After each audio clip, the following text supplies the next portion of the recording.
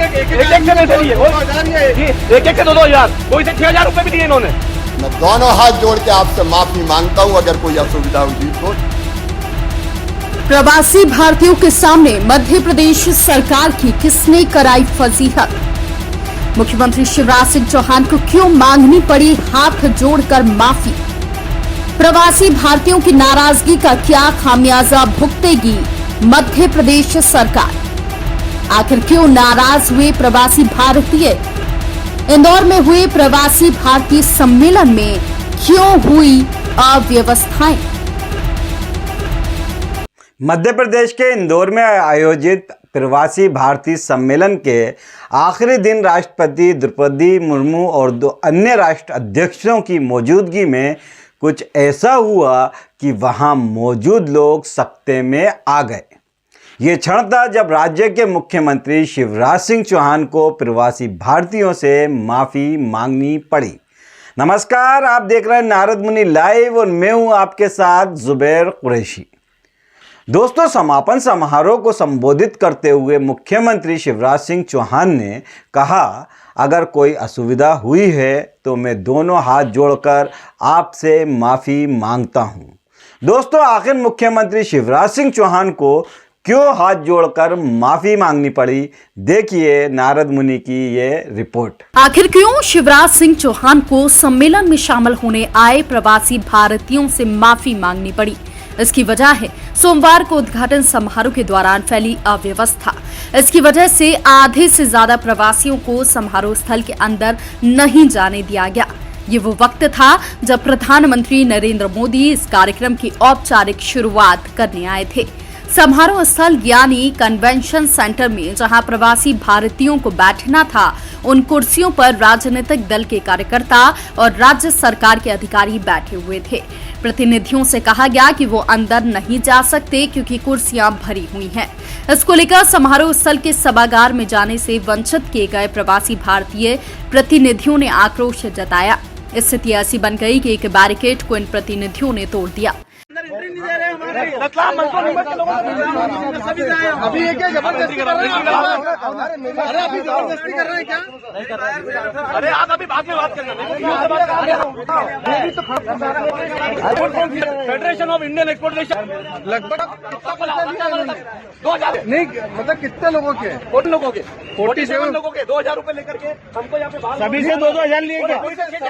एक से पैसे लिए, एक से 2,000, कोई से 6,000 रुपए भी लिए इन्होंने। ये लिस्ट ही हम लोगों को। आइए साहब, रतलाम के व्यापारी आइए, रतलाम के व्यापारी, रतलाम नीमच से सब जगह नीमच से आए हम लोग, मंदसौर से आए हम लोग।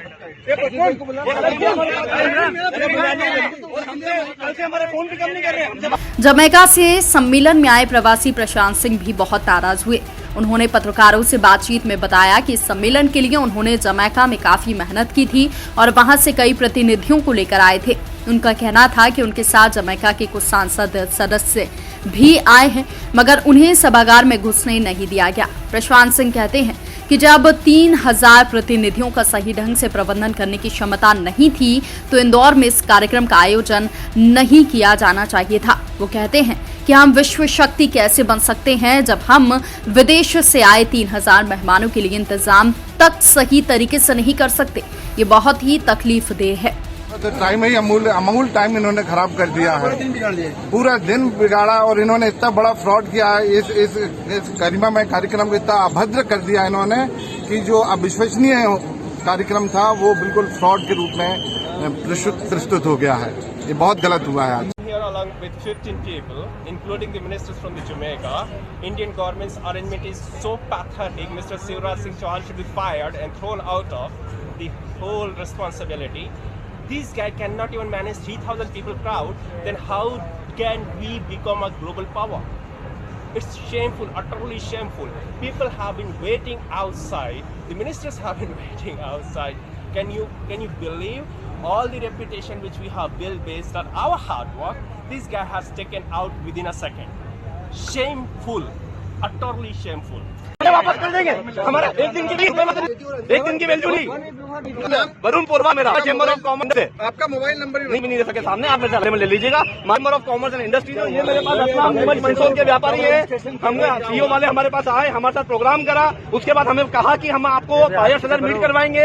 एक बायर से हम कम से कम 5 बायर से आपको सिलवाएंगे, और यहाँ हमें धूप में खड़ा करके छोड़ दिया इन लोगों ने। हम इनसे 2 दिन से और ये 2 दिन से कह रहे कि मेल आएगा QR कोड आएगा, कोई मेल नहीं आया। हमसे फीस करी, सब कर लिया। एक सप्ताह पहले बुकिंग हुई थी और 1 वीक टाइम मिलने के बाद कोई हम सुबह से 10:30 बजे से परेशान हो रहे हैं। 10:30 बजे से परेशान हो रहे हैं हम। कितने व्यापारी 47 व्यापारी मंदसौर नीमच रतलाम से, और हमारा फोन पिकअप नहीं करा जा रहा, हमसे बात नहीं करी जा रही। हम क्या चोर है? हम व्यापारी अपना काम छोड़ के आए। पीओ के शुभम दुबे जी कहता है कि हम आपको रुपए वापस कर देंगे। हमारी वैल्यू क्या? 2000 रुपए एक दिन के लिए। हम वहाँ से आए मंदसौर नीमच से। अब आप क्या करेंगे आगे? नहीं, हमें अंदर जाने देंगे, हम अंदर जाके दिखाएंगे, क्योंकि हम आए हैं, हमको फीओ ने बुलाया है। हमारे पास सबूत है कि हमें फीओ ने मीटिंग करने के लिए बुलाया है, और फीओ ने बोला है कि एक आदमी की 5 मीटिंग करवाएंगे कम से कम, और 5 मीटिंग करके देंगे। वहीं जूली जैन अमेरिका से समारोह में शामिल होने आई थी, उन्हें भी सभागार के अंदर नहीं जाने दिया गया। उनका कहना था कि हम अमेरिका से इतना पैसा खर्च कर इस सम्मेलन में शामिल होने आए हैं, हमें ऐसी उम्मीद ही नहीं थी। हमसे कहा गया कि आप समारोह को टीवी स्क्रीन पर देख लीजिए।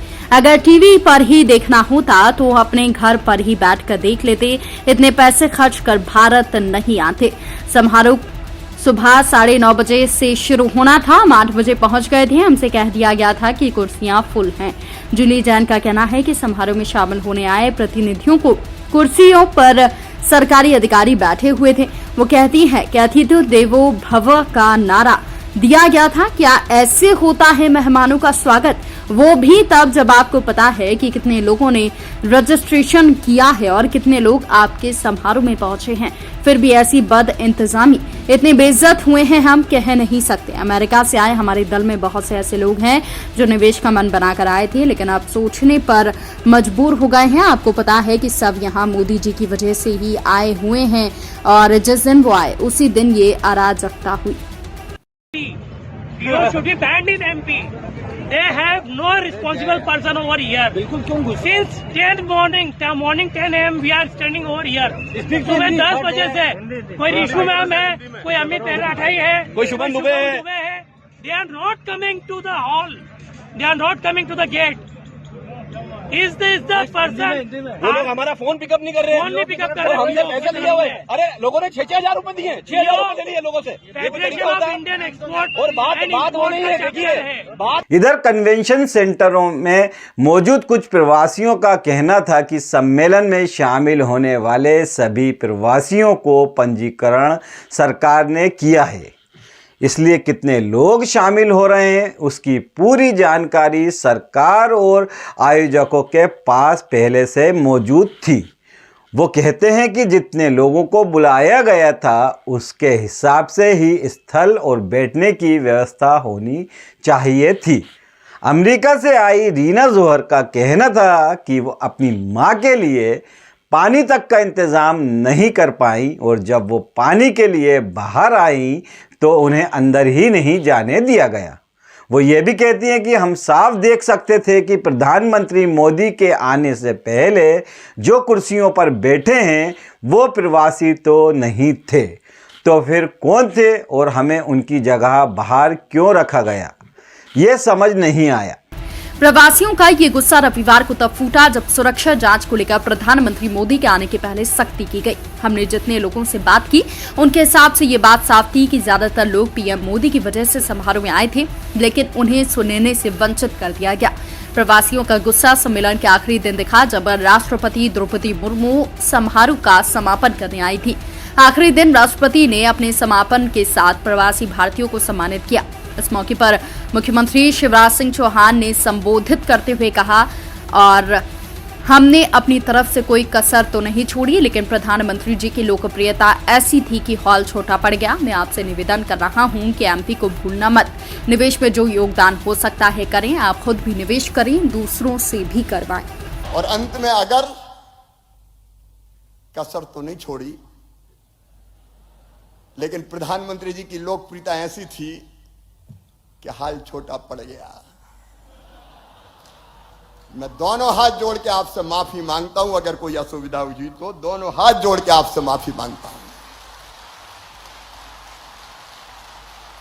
हमारे प्यार को हृदय में रख के जाइए और हमें क्षमा कीजिए।